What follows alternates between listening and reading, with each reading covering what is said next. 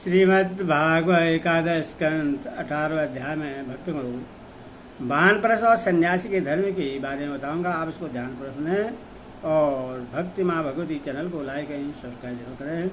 कथा सुनिए।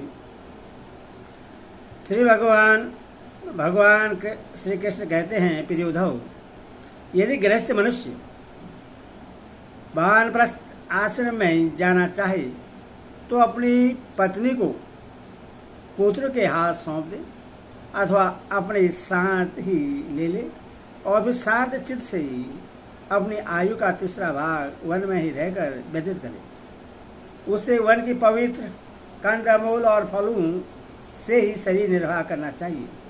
वस्त्र की जगह वृक्षों की छाल पहनिए और घास पात और मृग छाला से ही काम निकाल लें।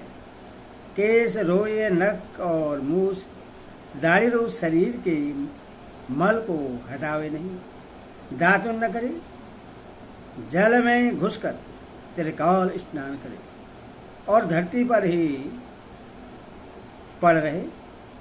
ग्रीष्म ऋतु में पंचाग्नि तपे, वर्षा ऋतु में खुले मैदान में रहकर वर्षा की बौछार सहे। जाड़े के दिनों में गले तक जल में डूबा रहे।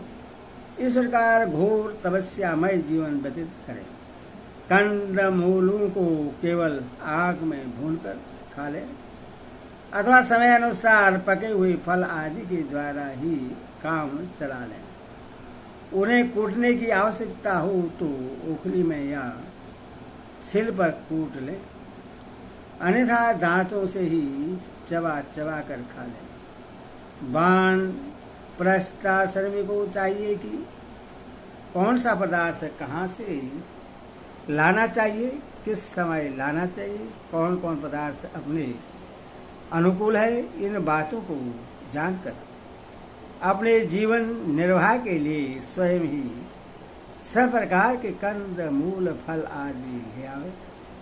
देश काल आदि से अनभिक लोगों से लाए हुए अथवा दूसरे समय के संचित पदार्थों को अपने काम में न लें।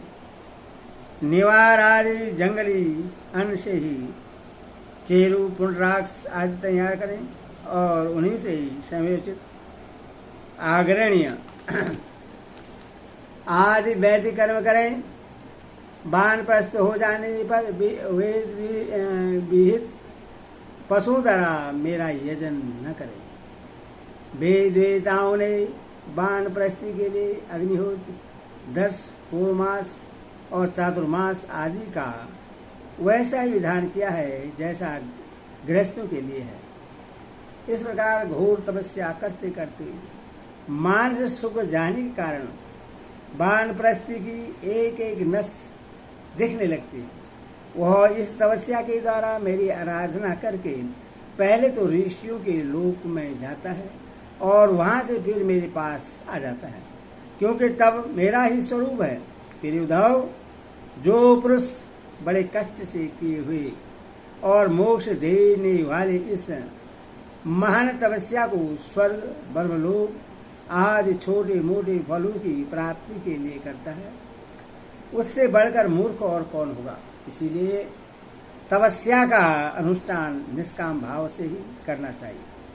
प्यारे उद्धव, वानप्रस्थी जब अपने आश्रमोचित नियमों का पालन करने में असमर्थ हो जाए, बुढ़ापे के कारण उसका शरीर कांपने लगे, तब यज्ञाज्ञों को भावना के द्वारा अपने अंतकरण में आरोपित कर ले और अपना मन मुझ में लगाकर अग्नि में प्रवेश कर जाए।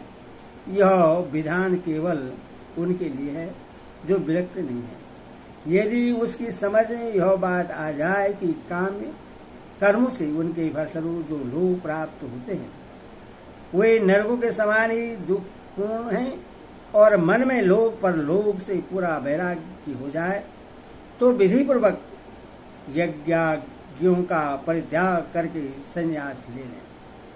जो वानप्रस्थी सन्यासी होना चाहे वह पहले वेद विधि के अनुसार 8 प्रकार के श्राद्ध और प्रजापति यज्ञ से मेरा यजन करे इसके बाद अपना सर्वस्व ऋतुज को दे दे, यज्ञाग्नियों को अपने प्राणों में लीन कर ले और फिर किसी भी स्थान, वस्तु और व्यक्तियों की अपेक्षा न रखकर स्वतंत्र विचरण करे।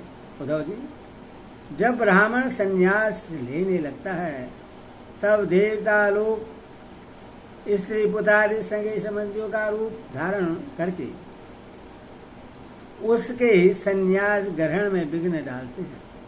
वो सोचते हैं कि अरे यह तो हम लोगों की अवहेलना कर, हम लोगों को लाकर परमात्मा को प्राप्त होने जा रहा है।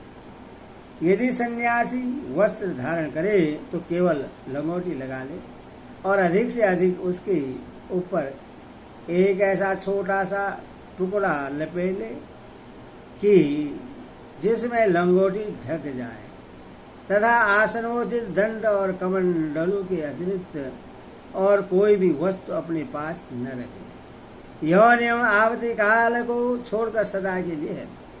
नेत्रों से धरती देखकर पैर रखें, कपड़े से छान कर जल पिए, मुंह से प्रत्येक बात सत्यपूत सत्य से पवित्र हुई ही निकालें और शरीर से जितने भी काम करें बुद्धिपूर्वक सोच विचार करके ही करें। वाणी के लिए मौन, शरीर के लिए निश्चेष्ट स्थिति और मन के लिए प्राणायाम दंड है। जिसके पास ये तीनों दंड नहीं है वह केवल शरीर पर बांस के दंड धारण करने से दंडी स्वामी नहीं हो जाता। सन्यासी को चाहिए कि जातिच्युत और गोघाती आदि पतितों को छोड़कर चारों वर्णों की भिक्षा ले। केवल अनिश्चित 7 घरों में जितना मिल जाए उतने से ही संतोष कर लें। इस प्रकार भिक्षा लेकर बस्ती के बाहर जलाशय पर जाए, वहाँ हाथ पैर धोकर जल के द्वारा भिक्षा पवित्र कर लें। फिर शास्त्रोक्त पद्धति से जिन्हें भिक्षा का भाग देना चाहिए उन्हें देकर जो कुछ बचे उसे मौन होकर खा लें। दूसरे समय के लिए बचा कर न रखें और अधिक मांग कर ही लाएं और न अधिक मांग कर ही लाएं। सन्यासी को पृथ्वी पर अकेले ही विचरना चाहिए, उसकी कहीं भी आसक्ति न हो, सब इंद्रियां अपने बस में हो, वह अपने आप में ही मस्त रहे, आत्म प्रेमी में ही तन्मय रहे, प्रतिकूल से प्रतिकूल परिस्थितियों में भी धैर्य रखे और सर्वस्व समान रूप से स्थित परमात्मा का अनुभव करता रहे। सन्यासी को निर्जन और निर्भय एकांत स्थान में रहना चाहिए। उसका हृदय निरंतर मेरी भावना से ही विशुद्ध बना रहे। वह अपने आप को मुझसे अभिन्न और अद्वितीय अखंड के रूप में चिंतन करे। वह अपनी ज्ञान निष्ठा से चित्त के बंधन और मोक्ष पर विचार करे तथा निश्चय करे कि इंद्रियों का विषयों के लिए विविक्त होना, चंचल होना बंधन है और उनको संयम में रखना ही मोक्ष है। इसीलिए सन्यासी को चाहिए कि मन एवं 5 ज्ञानेंद्रियों को जीत ले, भोगों की सुंदरता समझकर उसकी ओर से सर्वदा मोह मोड़ ले और अपने आप में ही परम आनंद का अनुभव करे। इस प्रकार वह मेरी भावना से भरकर पृथ्वी में विचरता रहे। केवल भिक्षा के लिए ही नगर, गांव, अहिरों की बस्ती या रात्रियों की टोली में जाएं। पवित्र देश, नदी, पर्वत, वन और आश्रम से पूर्ण पृथ्वी में बिना कहीं ममता जोड़े घूमता फिरता रहे। भिक्षा भी अधिकतर वानप्रस्थियों के आश्रम से ग्रहण करें, क्योंकि कटे हुए खेतों के दाने से बनी हुई भिक्षा शीघ्र ही चित्त को शुद्ध कर देती है और उससे बचा खुचा मोह दूर होकर सिद्ध प्राप्त हो जाती है। विचारवान सन्यासी दृश्यमान जगत को सत्य वस्तु कभी न समझे, क्योंकि यह तो प्रत्यक्ष ही नाशवान है। इस जगत में कहीं भी अपने चित्त को लगाए नहीं। इस लोक को परलोक में जो कुछ करने पाने की इच्छा हो उससे विरक्त हो जाए।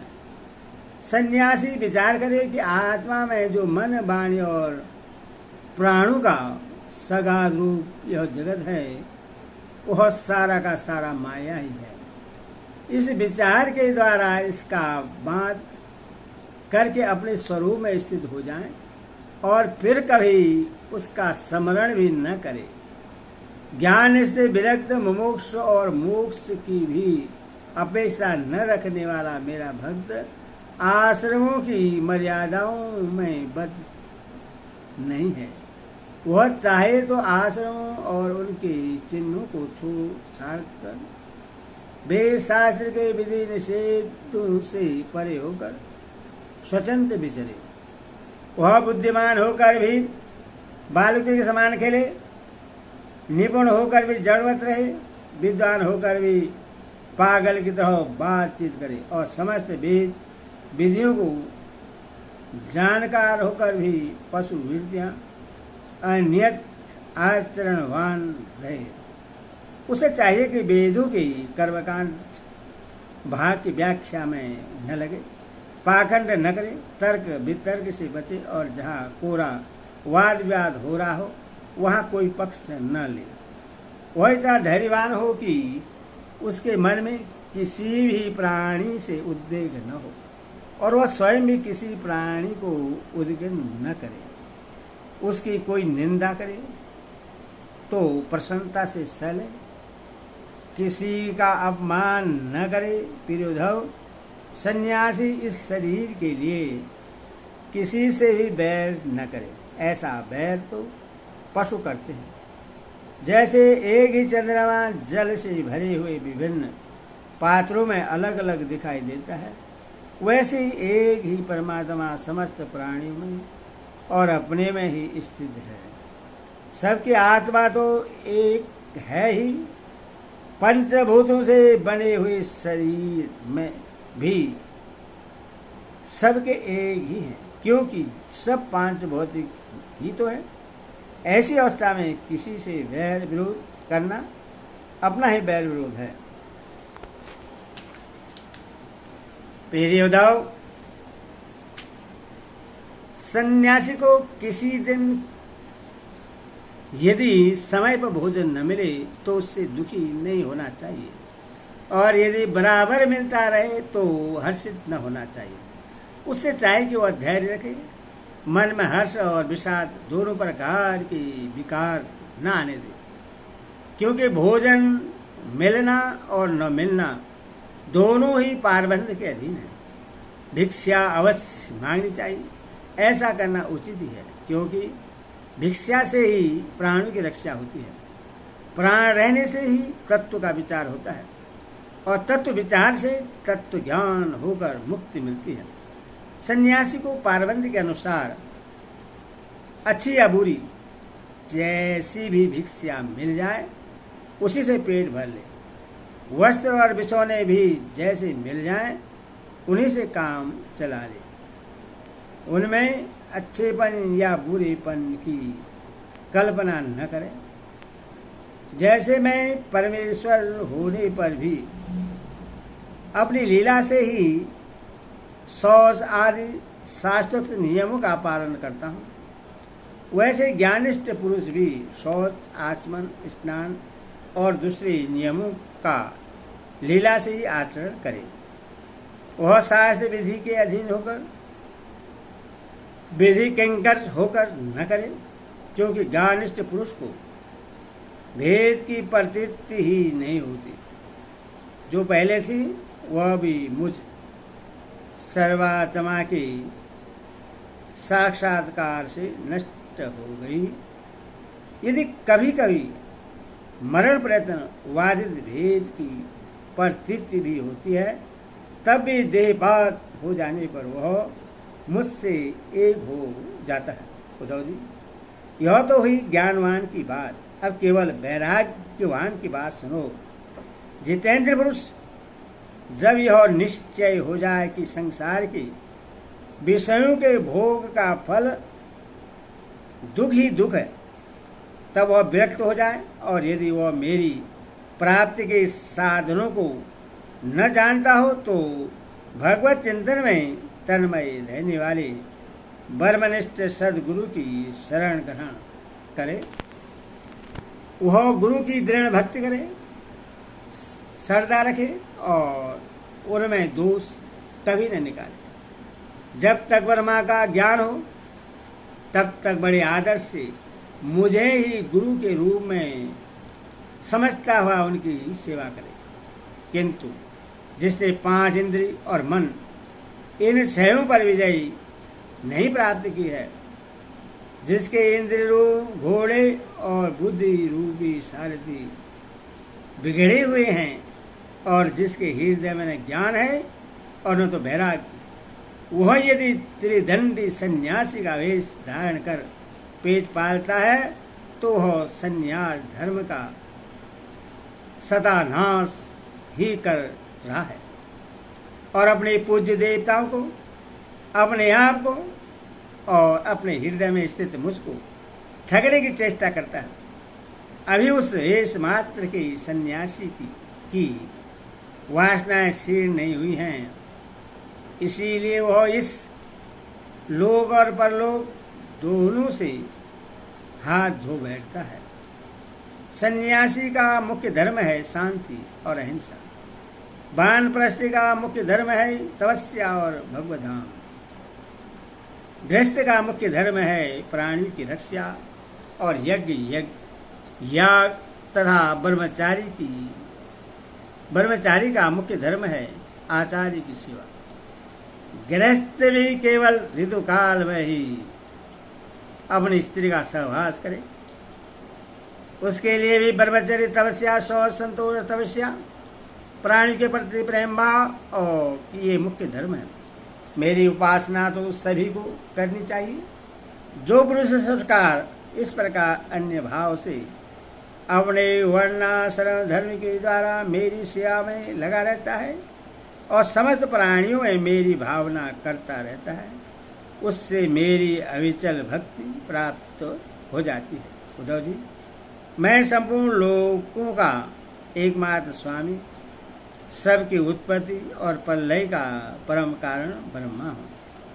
नित्य निरंतर बढ़ने वाली अखंड भक्ति के द्वारा वह मुझे प्राप्त कर लेता है। इस प्रकार वह गृहस्थ अपने धर्म पालन के द्वारा अंतकरण को शुद्ध करके मेरे ऐश्वर्य को, मेरे स्वरूप को जान लेता है और ज्ञान विज्ञान से संपन्न होकर शीघ्र ही मुझे प्राप्त कर लेता है। मैंने तुम्हें यह सदाचार रूप वर्णाश्रमियों का धर्म बतलाया है। यदि इस धर्मानुष्ठान में मेरी भक्ति का पूट लग जाए तब तो इससे अनायास ही परम कल्याण स्वरूप मोक्ष की प्राप्ति हो जाए। साधु उद्धव, तुमने मुझसे जो प्रश्न किया था उसका उत्तर मैंने दे दिया और यह बतला दिया कि अपने धर्म का पालन करने वाला भक्त मुझ पर ब्रह्मा स्वरूप को किस प्रकार प्राप्त होता है। हरि ओम तत्सत।